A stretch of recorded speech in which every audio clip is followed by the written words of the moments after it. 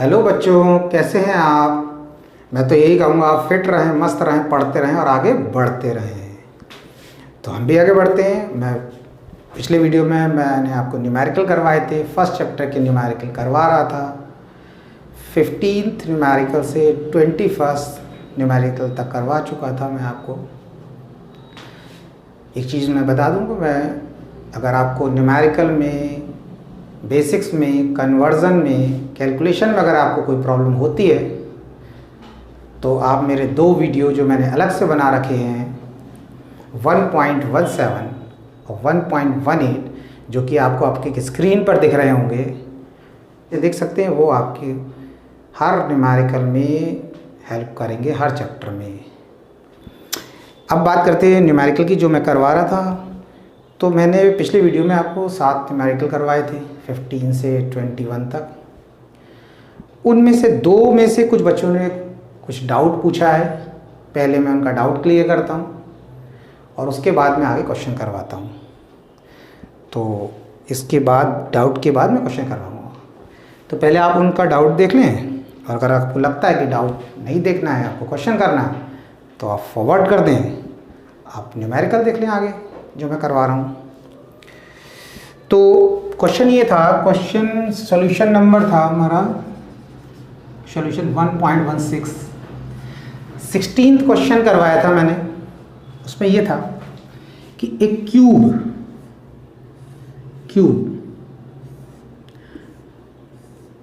जिसकी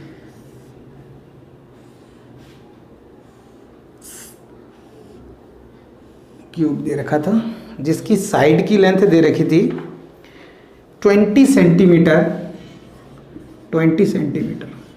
और बोला गया था इसको यूनिफॉर्म इलेक्ट्रिक फील्ड में रख दिया है।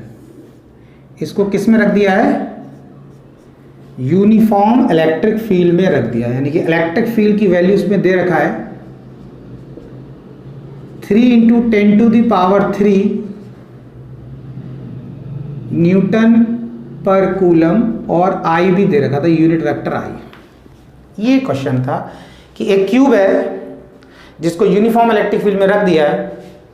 क्यूब की साइड की लेंथ 20 सेंटीमीटर है और जो इलेक्ट्रिक फील्ड में आपने रखा उसकी स्ट्रेंथ ये दे रखी है 3 × 10⁻³ आई न्यूटन पर कूलम, यानी कि एक्स एक्सिस के अलॉन्ग है electric field. I unit vector x axis को रिप्रेजेंट करता है। दूसरा पॉइंट इसमें बोला था कि क्यूब में ओरिएंटेशन हो रहा है। अब ओरिएंटेशन कैसे हो सकता है? जैसे ये तो क्यूबॉइड है, आप इसे क्यूब समझ लें। या तो ये ऐसे घूम रहा है, या इस तरीके से ओरिएंटेशन कर रहा होगा, या इस तरीके से ओरिएंटेशन, या इस तरीके से, या इस तरीके से। पर ये ऑप्शन है, ये किसी भी तरीके, उसमें नहीं दे रखा है किस तरीके का ओरिएंटेशन है, बस ओरिएंटेशन दे रखा है। तो आपसे पूछा गया था इस क्यूब से कितना फ्लक्स पास हो जाएगा, जिसका आपको डायरेक्ट थ्योरेटिकल आंसर लिखना है, रीजनिंग लिखनी है कि जो टोटल फ्लक्स पास होगा इस क्यूब से वो 0 हो जाएगा। तो वो तो मैंने बता दिया था कि वो 0 हो जाएगा। तो बच्चे का डाउट ये था कि इसी क्वेश्चन को फॉर्मूले के अकॉर्डिंग एक्सप्लेन करें कि वो कैसे 0 हो जाएगा। इसी क्वेश्चन को फॉर्मूले की हेल्प से एक्सप्लेन करें कि वो फ्लक्स कैसे 0 हो जाएगा। तो आप उसको समझें। क्यूब बना रखा है मैंने, इसको आप क्यूब समझ लें, बता चुका हूं क्यूबॉइड। तो पहली चीज आप ये समझें कि फ्लक्स कब 0 होता है। फ्लक्स तब 0 होता है जब E electric field A area vector है। फॉर्मूला हो गया E.A और इसको हम कैसे लिख सकते हैं? EA cos theta. ये फॉर्मूला हो गया इलेक्ट्रिक फ्लक्स का। If theta equals to 90 degree तो phi E equals to EA cos 90 degree. अगर ये एंगल 90 हो जाता है तो फ्लक्स आपका 0 हो जाता है, क्योंकि cos 90 की वैल्यू 0 होती है। ये जो थीटा एंगल है जिसके प्लेस पे 90 लिखा, ये किसके बीच में? ये इलेक्ट्रिक फील्ड जो वेक्टर क्वांटिटी है और एरिया वेक्टर के बीच का एंगल है। इन दोनों के बीच का एंगल अगर 90 हो जाता है तो फ्लक्स 0 हो जाता है। देखिए अब आप समझिए, ये हमारा जैसे मैंने बताया कि क्यूब का एग्जांपल समझ लें, इसके 6 सरफेस हैं।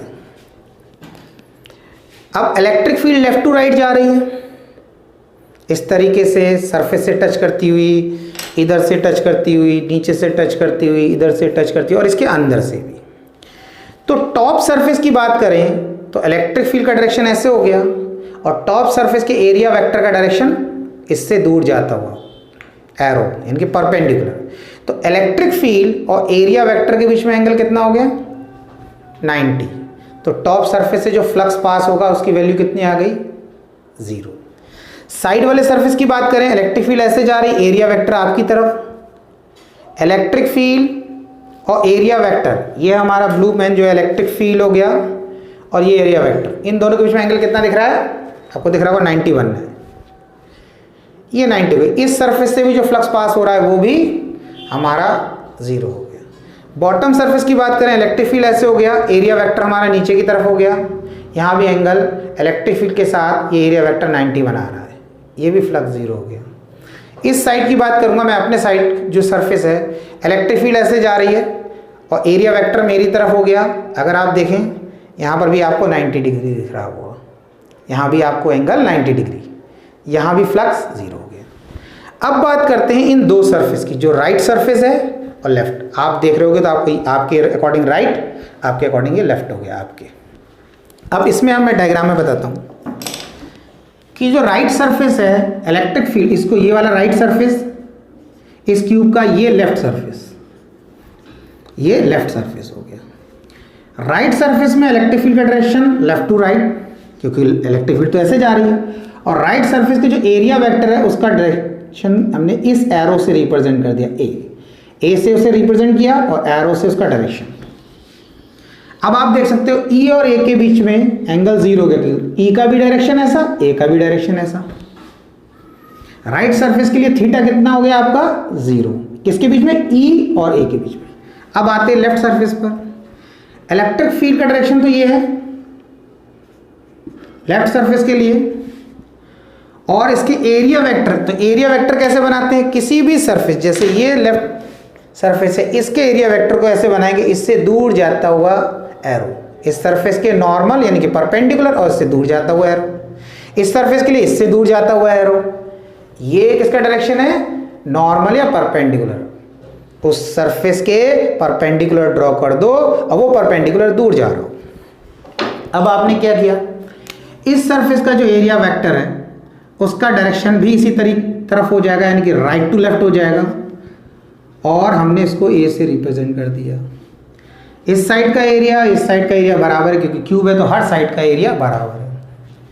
ये इलेक्ट्रिक फील्ड हमने मान लिया राइट हैंड साइड वाली हो गई, इस साइड की बात कर रहे हैं जो पास हो रही, और ये जो इलेक्ट्रिक फील्ड है इसे हमने मान लिया लेफ्ट हैंड साइड।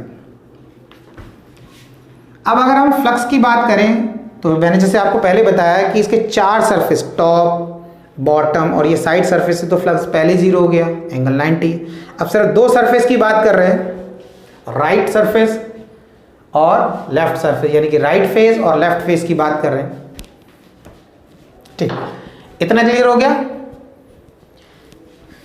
इस कंडीशन में फ्लक्स 0 होगा अगर हमारा ई और ए के बीच में एंगल 90 हो जाएगा। उसके बाद आप देखें कि ई आर और ई एल की वैल्यू बराबर है, ई आर ई एल की वैल्यू बराबर है, किस लिए, क्योंकि इलेक्ट्रिक फील्ड यूनिफॉर्म है। इस साइड पर जो इलेक्ट्रिक फील्ड की स्ट्रेंथ होगी वही इस साइड पर होगी, तो मैंने लिख रखा E R equal to E L equal to E. अब हमने क्या किया, फ्लक्स निकाला, इलेक्ट्रिक फ्लक्स जो कि राइट फेस से पास हो रहा है, राइट फेस से, तो उसकी वैल्यू हो जाएगी ई ए कॉस 0। अब आप समझना, ई आर के प्लेस पर मैंने ई लिख दिया, क्योंकि E R E L E के बराबर हो गया, ये वैल्यू बराबर, तो उसको हमने ई से रिप्रेजेंट कर लिया, और ई और ए के बीच में एंगल है 0, तो हमने 0 डिग्री कर दिया, तो ये आ गया हमारा ई ए कॉस 0 की वैल्यू 1 होती है, तो हमारा आ गया ये ई ए। तो इस क्यूब की राइट हैंड साइड, यानी कि इस क्यूब के इस राइट फेस से, इस क्यूब के राइट फेस से जो फ्लक्स पास हो रहा है वो इतना आ गया। अब आप समझें, इस क्यूब के लेफ्ट फेस से, इस फेस से जो है कितना फ्लक्स पास हो रहा है वो कैसे निकालेंगे? हमने लिखा फाई ई, एल लिख दिया लेफ्ट फेस से जो फ्लक्स पास हो रहा है, ई एल के प्लेस पर हमने ई लिख दिया क्योंकि ई एल ई आर दोनों बराबर, उसके प्लेस पे ई लिख सकते हैं, ए के प्लेस पर ए, और कॉस थीटा, इनके बीच में एंगल कितना है? इस ई एल इलेक्ट्रिक फील्ड और एरिया वेक्टर के बीच में एंगल है 180 डिग्री।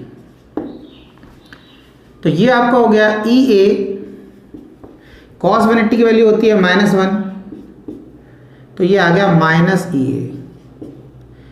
ये लेफ्ट फेस से जो फ्लक्स पास हो रहा है वो आ गया। अब आपको टोटल फ्लक्स निकालना है, ई टोटल। तो आपने देखा कि इस क्यूब के 4 फेस से, टॉप बॉटम इस साइड से जो फ्लक्स था वो तो पहले ही बता दिया कि 0 हो जाएगा। 2 रह गई थी फेस, राइट फेस से जो फ्लक्स पास हो रहा है वो ये आ गया हमारा, और लेफ्ट फेस से जो फ्लक्स पास हो रहा है वो ये आ गया। तो टोटल फ्लक्स निकालना है तो इन्हीं दोनों का टोटल करना है। तो आपको हो जाएगा phi e right plus phi e left. तो फाई राइट कितना आया? ई ए, और फाई ई लेफ्ट कितना आया? माइनस ई ए। तो टोटल कितना हो जाएगा? ई ए प्लस माइनस माइनस हो जाएगा ई ए, और फाइनली हो जाएगा 0। तो टोटल फ्लक्स हो गया 0। तो ये मैंने आपको एक मैथमेटिकल फॉर्म में करके दिखा दिया फॉर्मूले के अकॉर्डिंग। वैसे तो आप डायरेक्ट आंसर लिख सकते हो, इसमें कोई दिक्कत नहीं, लेकिन एक चीज़ समझना, उस क्वेश्चन में एक पॉइंट और दे रखा है। क्वेश्चन में दे रखा है कि इसका ओरिएंटेशन हो रहा है, रोटेट कर रहा है। तो आपको लग रहा होगा अगर इसका ओरिएंटेशन हो रहा है तो फिर इसका एंगल भी बदल रहा होगा। अच्छा, इतना क्लियर हो गया? अब मैं आपको इसी चीज़ को इसके अकॉर्डिंग समझाता हूँ। अब बात आ रही कि इसमें एक चीज़ और देखी थी, ओरिएंटेशन हो रहा है, ये मूव कर रहा है, किस तरीके से रोटेट कर रहा है। तो अगर हमने ये मान लिया कि इस तरीके से रोटेट कर रहा है और ये ऐसे रोटेट कर गया, तो आप समझे इलेक्ट्रिक फील्ड का डायरेक्शन तो फिक्स रहेगा, पर इस सरफेस की जो एरिया वेक्टर है उसका डायरेक्शन तो इसके अकॉर्डिंग क्या होगा? चेंज होने लगेगा। अभी ऐसा रखा है तो एरिया वेक्टर का डायरेक्शन इधर है, अगर रोटेट कर गया तो ये तो आपके इस डायरेक्शन में आ जाएगा। यानी कि इलेक्ट्रिक फील्ड के साथ अभी ये जो एरिया वेक्टर है अगर ऐसा है तो ये 0 एंगल बना रहा है, और ये ऐसे रोटेट कर गया तो एरिया वेक्टर आपकी तरफ, और इलेक्ट्रिक फील्ड का डायरेक्शन तो मैंने पहले बता दिया तो फिक्स है, तो एंगल हो गया 90। तो क्या होगा? आप एक चीज़, बहुत सिंपल सी चीज़ समझे कि जब ये ऐसे रोटेट करेगा तो अगर इस हॉरिजेंटल डायरेक्शन में जो इलेक्ट्रिक फील्ड है उसके साथ ये एरिया वेक्टर 60 डिग्री एंगल बनाता है, फॉर एग्जांपल इस ऐसे हो गया 60 डिग्री बनाने लगा, इलेक्ट्रिक फील्ड फिक्स और ये एरिया वेक्टर ऐसे बनाने लगा।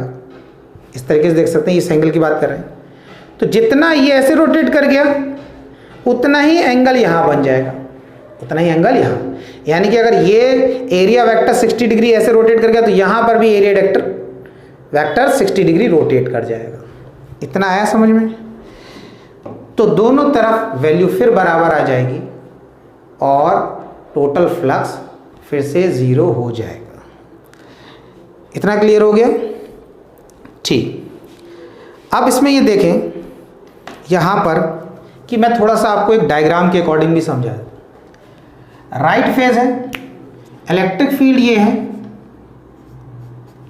और एरिया वेक्टर जो है जब ये इस तरीके से मैंने बताया ये ऐसे रोटेट हुआ तो यहाँ एरिया वेक्टर ऐसे आ गया,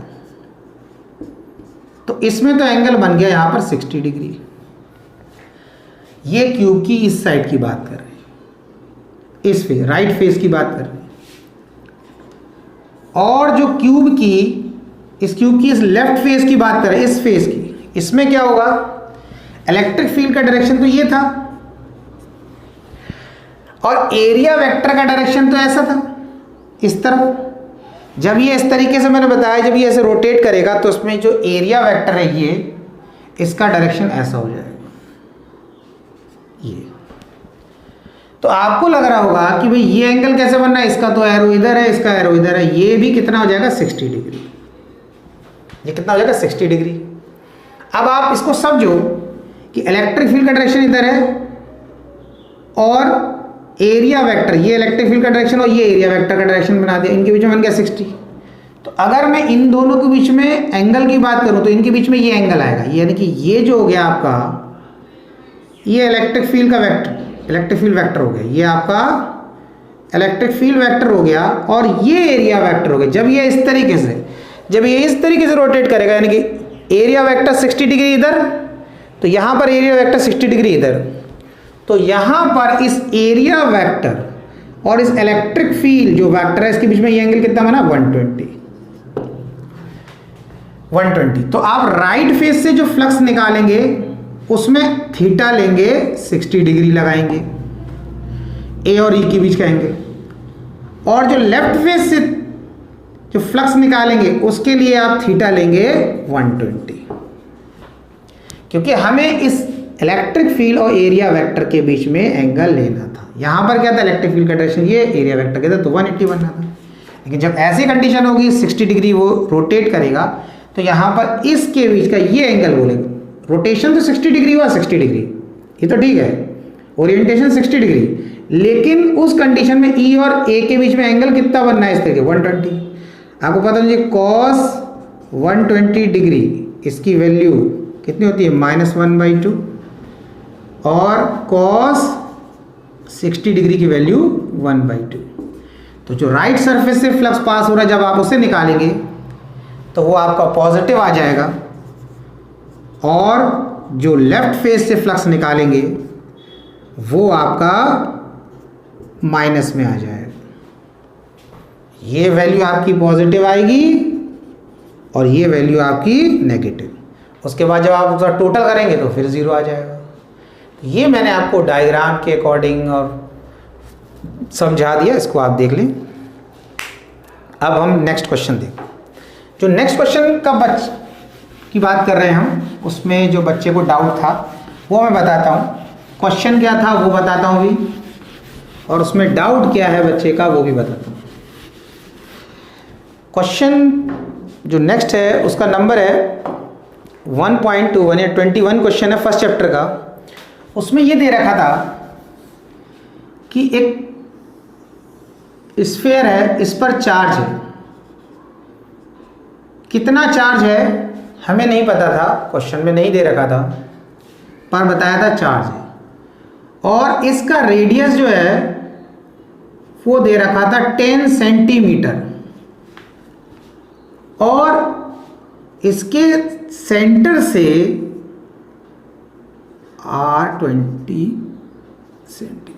20 सेंटीमीटर डिस्टेंस पर, यानी कि इस पॉइंट पर, पी पॉइंट पर इलेक्ट्रिक फील्ड की वैल्यू दे रखा था 1.5 इंटू 10⁻³ न्यूटन पर कूलम। ये इलेक्ट्रिक फील्ड की वैल्यू दे रखा है इस क्वेश्चन में। आपसे बोला था कि ये जो 21 क्वेश्चन है इसमें आपसे बोला गया था कि आपको इस चार्ज स्फेरिकल शेल पर कितना चार्ज है वो निकालना है। एक चीज में दे रखी थी कि जो फ्लक्स है उसका डायरेक्शन इनवर्ट दे रखा था, जो इस स्फीयर से फ्लक्स पास हो रहा है उसका डायरेक्शन इनवर्ट दे रखा था। इनवर्ट का मतलब ये हो गया कि अगर इलेक्ट्रिक लाइन अंदर की तरफ आ रही है तो इसका क्लियर हो जाता है कि इस पर नेगेटिव चार्ज है। अगर इलेक्ट्रिक लाइंस का डायरेक्शन इनवर्ट्स है तो इसका मतलब नेगेटिव चार्ज है, और अगर इलेक्ट्रिक लाइंस क्या हैं, आउटवर्ड जा रही हैं, दूर जा रही हैं उस चार्ज स्फेरिकल शेल से, तो उस पर पॉजिटिव चार्ज है। तो आपने क्या किया कि इस चार्ज स्फेरिकल शेल की वजह से पी पॉइंट पर इलेक्ट्रिक फील्ड निकालना था, सॉरी हाँ, तो इतना समझ में आ गया। तो आपने क्या करना था, आपको इस चार्ज स्फेरिकल शेल पर कितना चार्ज है वो निकालना था। ई की वैल्यू दे रखी थी, चार्ज स्फेरिकल शेल की वजह से पी पॉइंट पर जो इलेक्ट्रिक फील्ड का फॉर्मूला होता है E = 1/4πε0 Q/r², ये फॉर्मूला होता है। किसी चार्ज स्फेरिकल शेल की वजह से उसके सरफेस पर या सरफेस के बाहर कहीं इलेक्ट्रिक फील्ड निकालनी है, उसका ये फॉर्मूला हो गया। अब इस पॉइंट पर इलेक्ट्रिक फील्ड दे रखी थी, ई दे रखा था, सेंटर से यहां तक का डिस्टेंस भी दे रखा था 20, और आपने Q निकाल लिया था। ये तो प्रीवियस क्वेश्चन की बात हो गई जो हमने करवा दिया था। अब आप सोचिए डाउट क्या है। डाउट ये है बच्चे का कि अगर हमारे पास कोई भी चार्ज स्फेरिकल शेल है, चाहे इस पर पॉजिटिव चार्ज हो या इस पर नेगेटिव चार्ज हो, उससे कोई फर्क नहीं पड़ने वाला। बस उसमें इतना फर्क पड़ेगा कि पॉजिटिव होगा तो इलेक्ट्रिक लाइंस दूर जा रही होंगी और माइनस होगा तो अंदर की तरफ आ रही होंगी। हमने मान लिया इस पर पॉजिटिव चार्ज है, इस पर पॉजिटिव चार्ज, और हमने यहाँ पर यही वैल्यूज ले लिया। ये जो R की वैल्यू है वो 10 सेंटीमीटर है, इस पर चार्ज Q है, और एक पॉइंट ले लिया स्मॉल r जिसका डिस्टेंस भी हमने सेम ले लिया और इसको पॉइंट बोल दिया P पॉइंट। अगर आपको इस चार्ज स्फेरिकल शेल की वजह से P पॉइंट पर इलेक्ट्रिक फील्ड निकालनी है तो आप क्या करेंगे, E इक्वल्स टू, जैसा फॉर्मूला लिख चुके को पता है, चार्ज स्फेरिकल शेल की वजह से P पॉइंट पर इलेक्ट्रिक फील्ड निकालने का formula E equals to 1/4 pi epsilon naught Q/r², ये होता है। आपको इलेक्ट्रिक फील्ड निकालनी है इस चार्ज स्फेरिकल शेल की वजह से, यहाँ पर इसकी वैल्यू रखेंगे 1/4 पाई एप्सिलॉन नॉट की, Q की जो भी वैल्यू दे रखा होगा वो रखेंगे और ये इतना डिस्टेंस रख देंगे स्मॉल r। E की वैल्यू आपके आ जाए।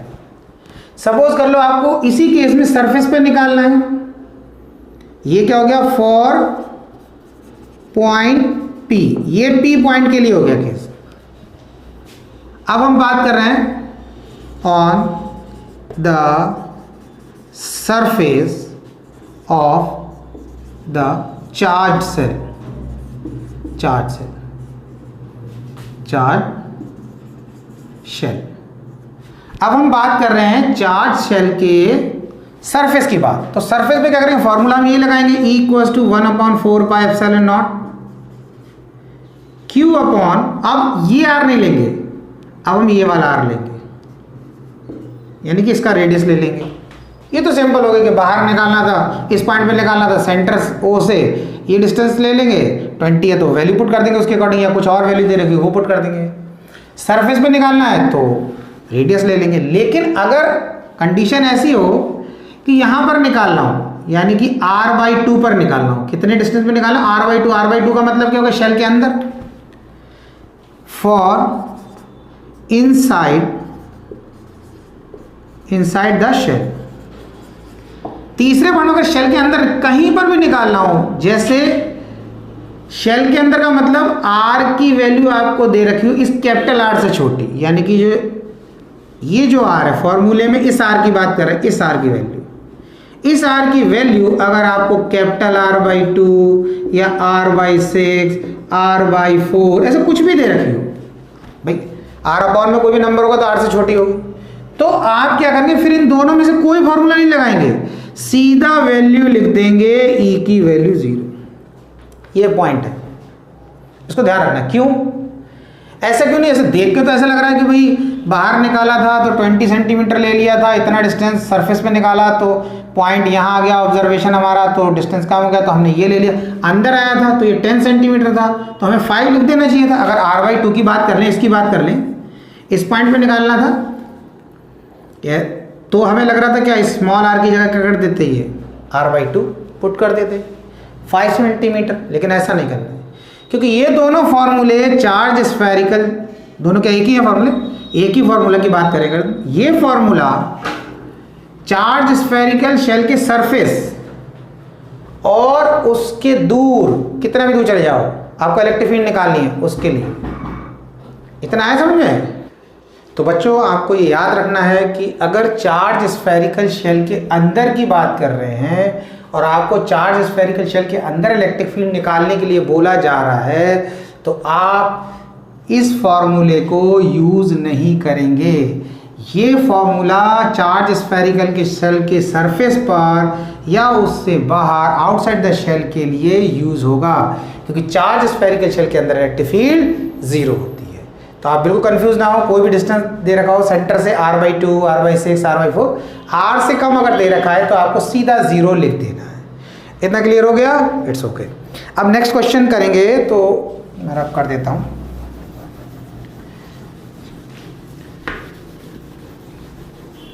ठीक है। तो अब करेंगे क्वेश्चन नंबर 22। इसमें दे रखा है a uniformly charge conducting sphere of 2.4 metre diameter. एक स्फीयर दे रखा है आपको और उसका डायमीटर जो दे रखा है वो दे रखा है d equals to 2.4 metre diameter, यानी कि रेडियस कितना हो गया, हाफ ऑफ द डायमीटर, तो ये हो जाएगा आपका 2.4 डिवाइडेड बाई 2, तो ये आ जाएगा 1.2 मीटर, ये रेडियस आ गया। अब उसके बाद बोला है has a surface charge density of 80 micro coulomb per metre square. जो सरफेस चार्ज डेंसिटी सिग्मा दे रखा है वो दे रखा है 80.0। 80.0 का मतलब 80 है, उसमें लिखा है micro coulomb per metre square, ये दे रखा है। आपसे पूछा what is the total electric flux leaving the surface of the sphere. अच्छा, इतना हो गया। रेडियस दे रखा है हमें और हमें सरफेस चार्ज डेंसिटी दे रखी है। अब इसमें फर्स्ट पार्ट में आपसे बोला गया है find the charge on the sphere. इस स्फीयर पर कितना चार्ज है वो आपको निकालना है। सरफेस चार्ज डेंसिटी आपको दे रखी है। तो एक आपने फर्स्ट चैप्टर में ही 3 फॉर्मूले पढ़े थे, linear charge density, surface charge density, volume charge density. तो यहाँ पर हमें सरफेस चार्ज डेंसिटी को यूज करना है। तो सरफेस चार्ज डेंसिटी का formula sigma equals to Q upon area, ये होता है। अब आपको क्या निकालना है, क्यू निकालना है, ये आपसे पूछा गया है। तो क्यू इक्वल्स टू कितना हो गया, सिग्मा इंटू ए। अब सरफेस चार्ज डेंसिटी आपको दे रखी है, तो सरफेस चार्ज डेंसिटी के प्लेस पे क्या लिखेंगे 80 micro coulomb per metre square. तो इसको हम क्या करेंगे 10⁻⁻⁻6 से मल्टीप्लाई कर देंगे। अब क्या हो जाएगा, ये हो जाएगा जब आपने इस वैल्यू को, यानी कि आप ऐसे लिख सकते हैं 80 इंटू 10⁻⁻6 यूनिट हो जाएगी अब coulomb per metre square. SI system में हो गई अब ये वैल्यू आपकी, ये वैल्यू आपकी कन्वर्ट हो गई एसआई में। अब आपने ये आ गया सरफेस चार्ज डेंसिटी के प्लेस में सरफेस चार्ज डेंसिटी लिख दिया। अब एरिया, एरिया किसका लेना है, जिस सरफेस पर चार्ज है। तो स्फेरिकल शेल के सरफेस पे चार्ज है, तो उस स्फेरिकल शेल का सरफेस एरिया का फॉर्मूला क्या होता है 4 पाई आर स्क्वायर। तो आर अपने लिए निकाल लिया है हमने पहले से, आर स्क्वायर। अब क्या करेंगे 80 इंटू 10⁻⁻6 इंटू 4 इंटू 3.14 और रेडियस हमने निकाला 1.2। इसको कन्वर्ट नहीं करना है और इसको स्क्वायर कर देना है। और फाइनली हमारा इसको सॉल्व करके आ जाएगा आंसर 1.45 इंटू 10⁻³ कूलम, ये आ गया। इस चार्ज स्फेरिकल शेल के ऊपर कितना चार्ज होगा वो आ गया। ये फर्स्ट पार्ट हो गया। अब इसमें सेकंड पार्ट में आपसे बोल रहे हैं कि इस चार्ज स्फेरिकल शेल से कितना फ्लक्स पास होगा वो निकालो। तो हमने क्या किया, एक गॉसियन सरफेस ड्रॉ कर लिया। गॉसियन सरफेस, ये हमारा गॉसियन सरफेस हो गया। अब इस गॉसियन सरफेस से कितना फ्लक्स पास होगा वो हम निकालेंगे। यानी कि इस चार्ज स्फेरिकल शेल किसके अंदर आ गया, हमारे गॉसियन सरफेस के अंदर। तो इस गॉसियन सरफेस से कितना फ्लक्स पास होगा उसके लिए हमने फॉर्मूला लगा दिया phi E equals to Q upon epsilon not. अब phi E equals to Q की वैल्यू हम पहले ही से फाइंड आउट कर चुके हैं अभी 1.45 इंटू 10⁻⁻3। एप्सिलॉन नॉट की वैल्यू आपको पता है 8.85 10⁻⁻12। और मैंने बताया था आप इसको 9 ले लेना और कैलकुलेट कर लेना, कैलकुलेशन आसान हो जाएगी आपकी और सॉल्व होके आ जाएगा। ये आपका इलेक्ट्रिक फ्लक्स आ जाएगा 1.6 इंटू 10⁸ न्यूटन मीटर स्क्वायर पर कूलम। ये आ गया इलेक्ट्रिक फ्लक्स। इस चार्ज स्फेरिकल शेल से कितना फ्लक्स निकल रहा है, यानी कि टोटल इलेक्ट्रिक फ्लक्स की डेफिनेशन आपने पढ़ा होगा, total number of electric lines of forces passes through a surface. ये आ गया। अच्छा, इसके बाद नेक्स्ट क्वेश्चन देखें 23 क्वेश्चन।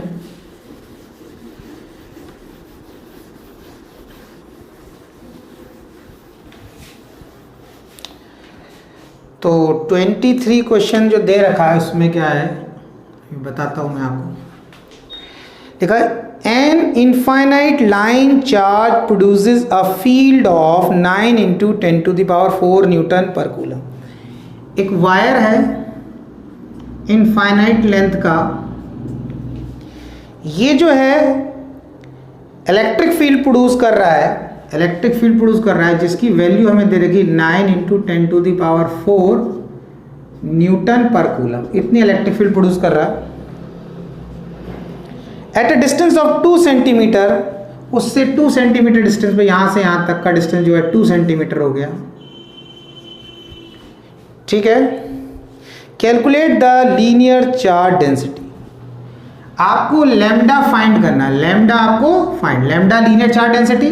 आपने फॉर्मूला पढ़ा, लैम्डा इक्वल टू Q/L होता था, सिग्मा इक्वल टू Q/A और rho equal to Q/V। Linear charge density, surface charge density, volume charge density.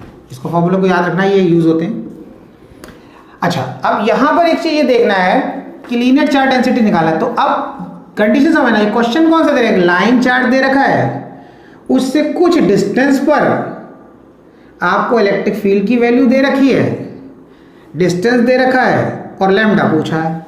तो आपको ये समझ में आ रहा होगा कि इस फॉर्मूले को तो आप यूज कर नहीं सकते, क्योंकि उसमें चार्ज दे रखा है, Q दे रखा है और L क्या है? वायर की लेंथ। तो यहाँ पर वायर की लेंथ से तो हमें कोई मतलब, वायर की लेंथ तो दे नहीं रखी, वायर से कुछ डिस्टेंस पर आपको इलेक्ट्रिक फील्ड निकालनी है। तो आपने एक डेरिवेशन किया था कि एक लाइन चार्ज की वजह से कुछ डिस्टेंस पर इलेक्ट्रिक फील्ड कैसे निकालते, तो फॉर्मूला था E = 1/4πε0 2 λ/r। ये फॉर्मूला 2 λ/r हो गया। अच्छा, जो फाइनल एक्सप्रेशन जो करवाया था उसमें 2 फॉर्मूले हमने लिखवाए थे। पहले तो एक्सप्रेशन ये आया था 1/2πε0 λ/r। ऐसा भी हो सकता है, ऐसा नहीं कि आप कंफ्यूज हो जाए कि 4π लिख दिया, हम तो डेरिवेशन कर रहे हैं, ऐसा आया, ठीक है, ऐसा ही आया होगा। जब आपका ऐसा आया तो हमने इसको क्या किया, 2 से ऊपर मल्टीप्लाई, 2 से डिवाइड, जब 2 से मल्टीप्लाई 2 से डिवाइड कर दिया तो ऐसा एक्सप्रेशन बन गया। तो इससे थोड़ा सा इजी हो जाएगा। इसकी वैल्यू तो हमें ऑलरेडी पहले पता है, 9 × 10⁹ लिख सकते हैं। अब E की तो वैल्यू हमें दे रखा है, कितनी दे रखी है? 9 × 10⁴ दे रखी है, और इसकी वैल्यू हमें पता है, ये तो 9 × 10⁹ होती है। 2 के प्लेस पर 2, लैम्डा हमें निकालना है, और R ये 2 सेंटीमीटर दे रखा है, तो हमने लिखा 2 × 10⁻²। सेंटीमीटर को मीटर में कन्वर्ट कर लिया, क्योंकि ये भी SI में है, ये भी वैल्यू SI में, तो इसको भी आपको इसको भी SI में कन्वर्ट करना है, तो हमने इसे कन्वर्ट कर लिया। दूसरी चीज़ समझना है, उन्होंने जो डिस्टेंस दिया है, कभी कभी ऐसा लगता है कि भाई कि ये जो 2 सेंटीमीटर, ऐसा तो उन्होंने कुछ नहीं बोला कि ऐसे परपेंडिकुलर डिस्टेंस लेना है, हम ऐसा डिस्टेंस ले लेते, ऐसा 2 सेंटीमीटर ये ले लेते। तो आपको समझना है कि जब आपने डेरिवेशन किया था, तो आपने जब इस लाइन चार्ज से कुछ डिस्टेंस पर इलेक्ट्रिक फील्ड निकाली थी, तो उस समय आपने ऐसी लाइन थोड़ी बनाई थी। तब भी तो हमने क्या किया था, एक ऐसी लाइन बनाई थी, ऐसी जो डिस्टेंस लिया था R, ये हमने ऐसा डिस्टेंस लिया था, या ऐसी लेंथ ली थी कि जो लाइन इस वायर के साथ 90 डिग्री बना रही है। तो इससे आपको पता चल जाएगा कि हमें ऐसा डिस्टेंस नहीं लेना है, R डिस्टेंस ऐसा नहीं लेना है, आपको इसी तरीके से बनाना है। इतना क्लियर हो गया?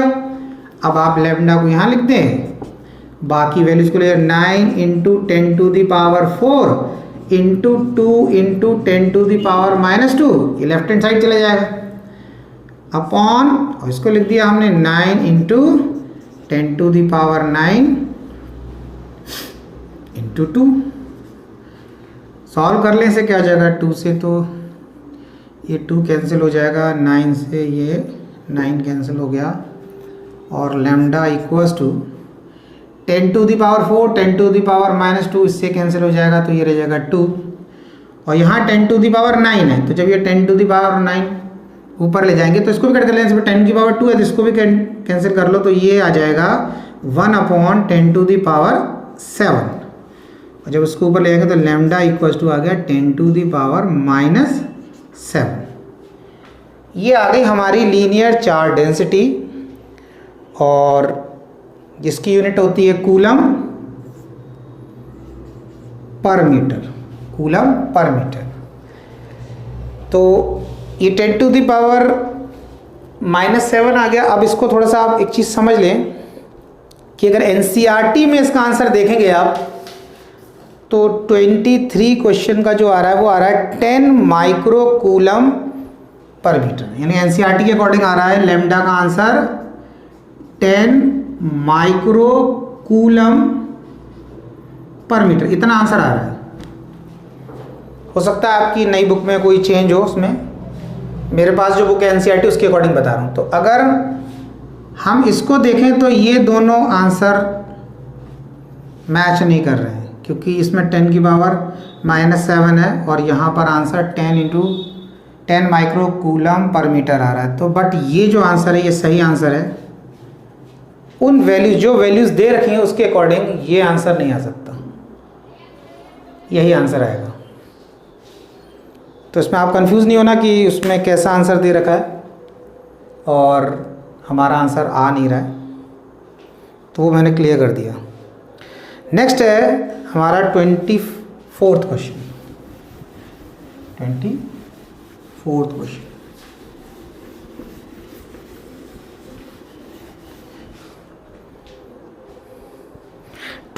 क्वेश्चन है हमारा 2 large thin metal plates are parallel and close to each other। दो पैरेलल प्लेट्स हैं, एक दूसरे के पास पास हैं। On their inner faces the plates have surface charge density of opposite sign and of magnitude 17.0 into 10⁻⁻22 coulomb per metre square. दो sheets दे रखी इस तरीके से, एक पर पॉजिटिव चार्ज दे रखा है और एक पर नेगेटिव चार्ज दे रखा है, एक पर पॉजिटिव और एक पर नेगेटिव। और जो उन पर सरफेस चार्ज डेंसिटी दे रखा है सिग्मा, वो दे रखा है 17.0 into 10⁻⁻22 coulomb per metre square. ये इस पर जो सरफेस चार्ज डेंसिटी होगी वो पॉजिटिव में होगी यानी प्लस में, और इस पर माइनस में। यानी कि इसके लिए अगर हम बात करें, ये ए प्लेट है ये हमारी और ये हमारी बी प्लेट। तो फॉर अगर हम ऐसे लिख सकता हूँ सिग्मा ए, तो इसको मैं प्लस में लिख दूंगा 17.0। अब प्लस अगर नहीं भी लगा रहे हैं तो वो प्लस में ही वैल्यू मानी जाती है।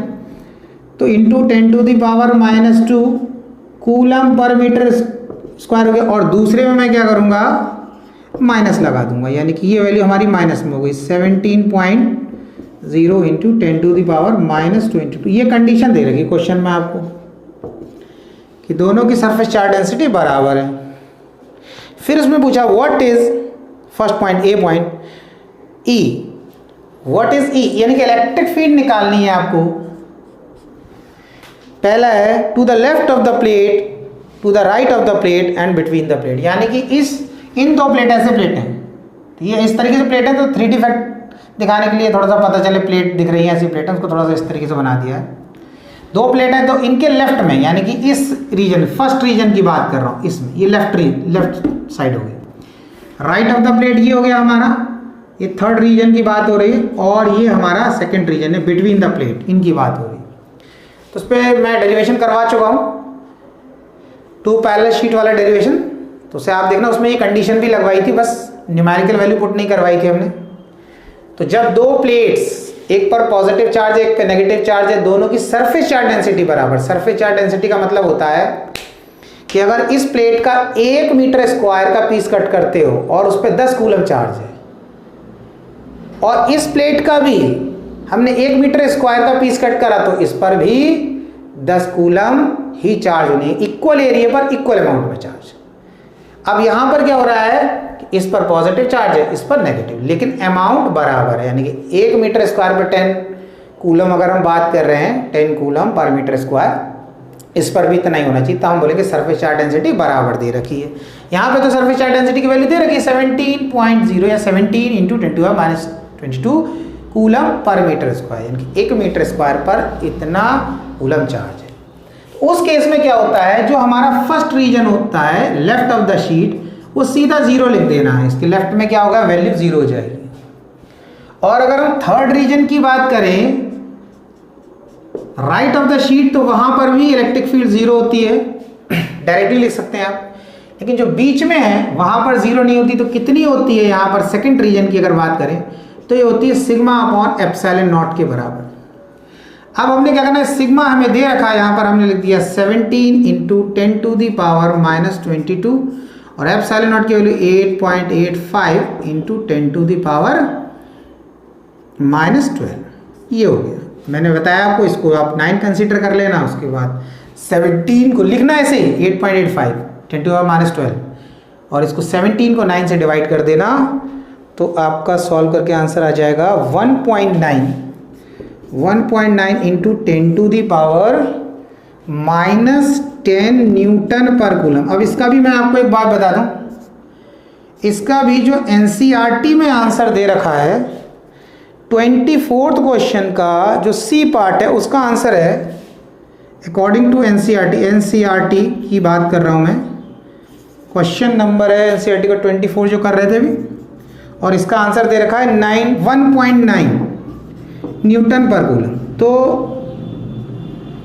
आप ये समझ लें कि इसी क्वेश्चन की बात कर रहे हैं हम, 24th क्वेश्चन जो मैं अभी करवा रहा हूँ एनसीईआरटी का, तो उसके अकॉर्डिंग ये आंसर आपका इस वैल्यू के अकॉर्डिंग मैच नहीं कर रहा है। आप देख रहे होगे यहाँ पे 1.9 और 10 टू दी पावर माइनस 10 भी आ रहा है, और यहाँ पर जो है एनसीईआरटी में जो दे रखा है वो हमारा है 1.9 न्यूटन पर कूलम। तो ये आपका आंसर करेक्ट है।